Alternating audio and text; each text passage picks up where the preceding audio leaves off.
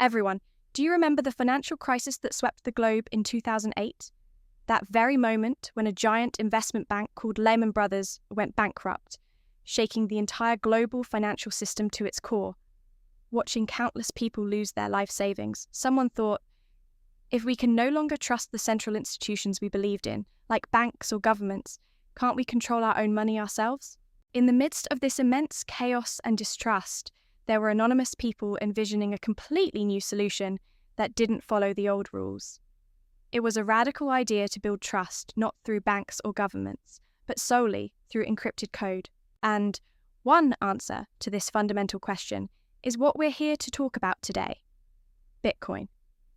Bitcoin isn't just a digital coin you use on the internet. It was a massive challenge thrown at the heart of the existing financial system, and a signal flare heralding the dawn of a new digital economy. For the next 10 minutes or so, we will break down everything from the story of its birth to its technical principles and future prospects, all in a way that's easy to understand. Bitcoin wasn't an invention that just fell out of the sky one day. Its roots trace back to the 1990s, to the dreams of cryptographers known as cypherpunks. They wanted to create a digital currency where individual privacy was completely guaranteed, free from the surveillance of governments or banks. Projects like Weidai's B-Money and Nick Szabo's BitGold may not have succeeded, but they planted the seeds for the idea of a currency that could operate without a central authority. Then, in 2008, just as the world was groaning under the weight of the financial crisis, an unidentified person or group named Satoshi Nakamoto appeared.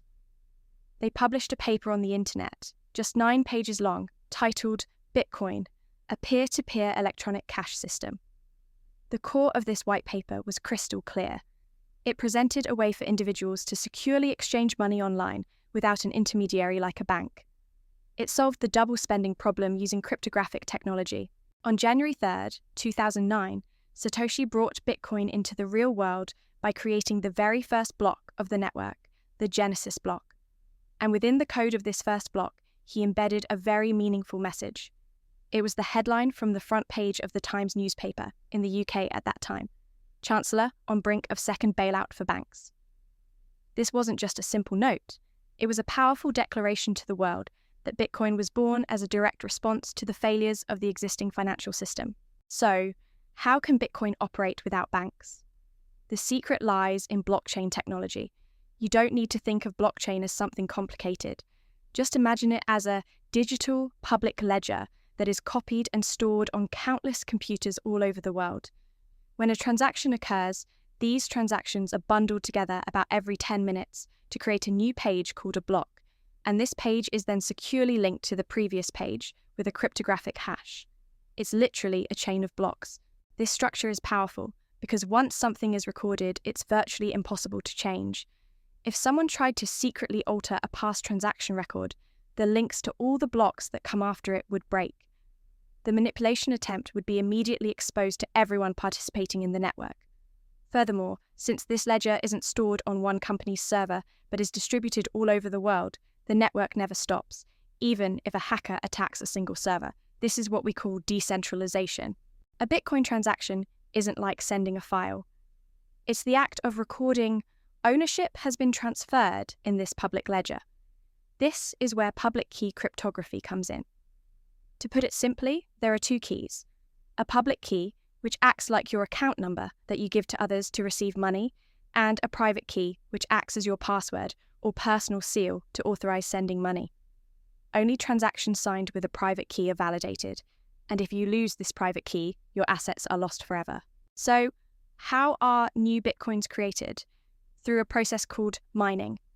Miners around the world use high-performance computers to compete to solve a very difficult mathematical problem. The first miner to solve the problem gets the right to create a new block of transactions, and as a reward, they receive newly issued Bitcoin and transaction fees. This process consumes a massive amount of computer power and electricity, but it's precisely this cost that makes it a powerful security mechanism for the network, preventing anyone from easily manipulating the ledger. One of Bitcoin's most ingenious designs is the halving. It's programmed so that approximately every 4 years, the amount of new Bitcoin awarded to miners is cut exactly in half. In 2012, it was 50 Bitcoin. In 2016, 25. In 2024, it dropped to 3.125. This is similar to how gold is finite, becoming harder to mine over time. Because the supply continuously decreases, Bitcoin becomes an increasingly scarce asset as time goes on. This characteristic is fundamentally different from fiat currency, which governments can print indefinitely as needed. Bitcoin has a fixed total supply of 21 million coins, and its issuance rate is set by code that no one can arbitrarily change. This verifiable digital scarcity is the core reason why Bitcoin is often called digital gold. So, how can you actually get to Bitcoin? Most people start at a cryptocurrency exchange like Binance or Coinbase. There, you can verify your identity, deposit funds, and buy Bitcoin as easily as you would buy stocks. Exchanges play an important role in helping us conveniently step into the world of Bitcoin. But there's a crucial principle here. Not your keys, not your coins. This means if you don't personally hold the private keys, it's not truly your coin. Leaving Bitcoin on an exchange is convenient, but you risk losing your assets if the exchange gets hacked or goes bankrupt. That's why, if you hold a significant amount, it is strongly recommended to use a cold wallet, a hardware wallet that stores your private keys safely offline. This is the meaning and the responsibility of being your own bank. Many investors call Bitcoin digital gold. This is due to the belief that it can be a safe haven to protect one's assets from inflation, which occurs when governments print too much money and the value of currency falls. Indeed, Bitcoin, like gold, has a limited supply and is durable. It also has the advantage of being much easier to transport and divide than gold. However, contrary to the term safe asset, Bitcoin is also famous for its extreme price volatility.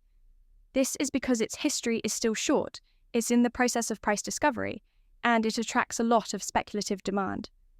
In fact, during times of market uncertainty, it often behaves more like a risk asset, falling alongside tech stocks like the Nasdaq, rather than rising in value like gold.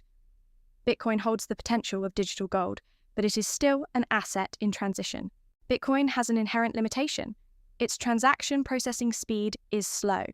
It can only handle about 7 transactions per second, which is insufficient to become a global payment method like Visa. To solve this problem, Layer 2 solutions like the Lightning Network are being developed. Think of it as building faster, cheaper, local roads on top of the secure Bitcoin highway to handle small, everyday payments.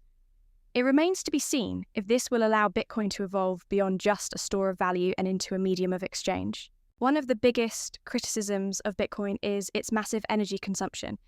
It's true that the mining process uses a lot of electricity, and if that energy comes from fossil fuels, it harms the environment.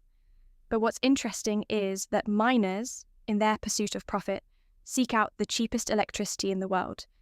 This is leading to a rise in the use of otherwise stranded energy sources like hydro and geothermal power, or the utilization of flare gas that would have just been wasted. The Bitcoin energy debate is evolving beyond a simple criticism of using too much into a complex discussion about what kind of energy is used and how. Governments around the world have very different attitudes towards Bitcoin.